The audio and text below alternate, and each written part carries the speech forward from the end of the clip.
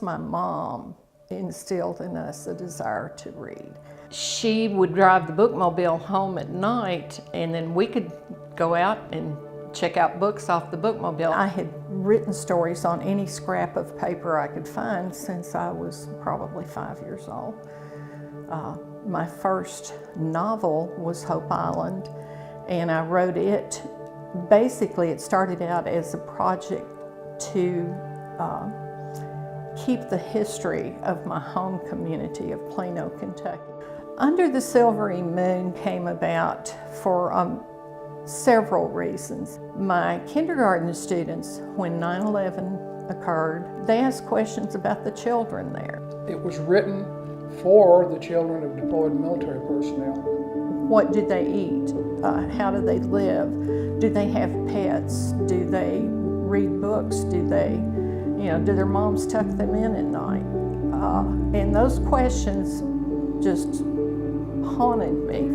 It was really hard for them to see and to hear about children who might not have enough to eat or had to flee from their homes because there was bombing going on. My own son was in the Marine Corps when he had his first child, a little girl, and I started looking for books for her, and there just was very few things written for children of military families.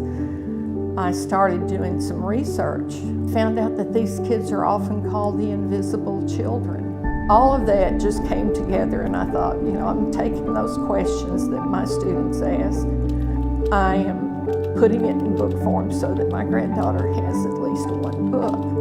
And it actually won the Best Book Award for Children's Nonfiction for 2016, and I was just speechless. I went into my daughter's room in tears. She thought something horrible had happened, and I just handed her the phone and said, look, it won an award. It made me so proud to think that this Kentucky girl did that. She'll write more books, so she's just getting started. It's just amazing that she has done something to give back to the military families because they sacrifice so much. To thank their families and their children for the sacrifices that they had to make while they were deployed fighting for us. It is an extremely important book to get out there because those children of military families need to know that they are not alone. None of us would have the freedom to do anything like this if it weren't for the people that step up and say,